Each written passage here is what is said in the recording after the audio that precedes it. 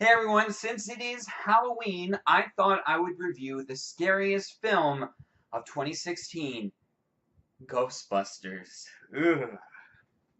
But you know what?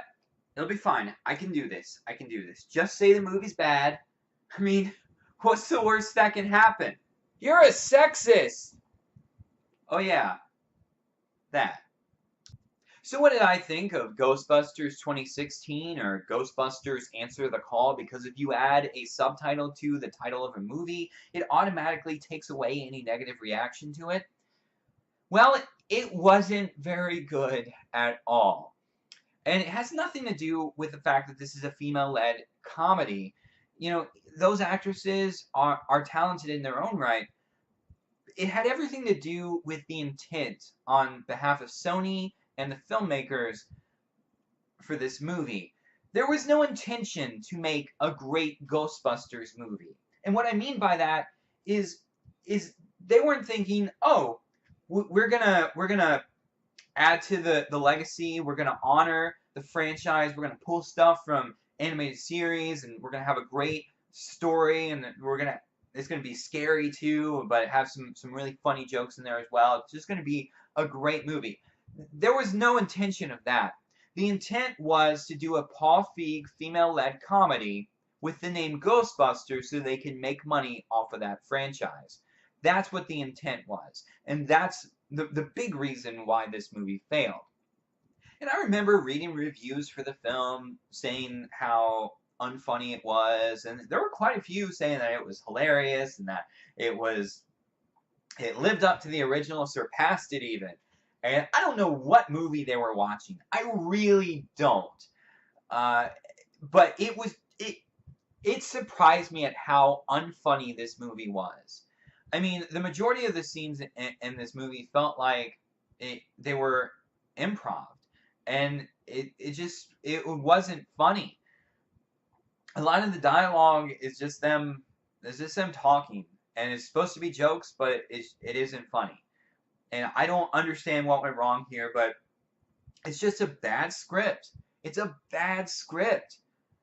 I mean, there are really no character arcs, you know, and the problem with this script is that, you know, the intention of this was to be a comedy that you didn't take seriously. You just, you know, watch it, enjoy it for what it is, and laugh at it. And so, and for that type of comedy, the plot is not all that important. Um, and that's basically what they did here. There's little to no plot in this. The narrative doesn't flow very well in this. There are no character arcs, or at least not any substantial character arcs. And you know that is all right to an extent as long as the movie's funny. But since it isn't, it's just a mess of a film.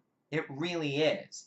Um, Chris Hemsworth character, you know, there are a lot of jokes with him. He's supposed to be comedy relief. Everybody in this movie is supposed to be comedy relief, and that's another problem with it. I think all the actresses in this are trying to one up each other. Um, but Chris Hemsworth character, he's supposed to play the dumb secretary, and you know some of the things he does in this, like there's a loud noise and he does this, like oh my god, that was so loud. It's like, how is that funny? He's just being stupid. I mean, this is lowest common denominator comedy, and I just don't understand why they thought this was funny. I really don't. The villain in this movie is a joke. It's a joke, honestly, and the he just hates people and wants to end the world, and then yeah, I'm gonna spoil the whole movie for you because there's not much to it. And then he kills himself, becomes a ghost, winds up getting powers to control people, which is never explained. And you know, there's a lot of things in this movie that aren't explained. The technobabble is overused immensely in this, to the point where it starts getting kind of annoying.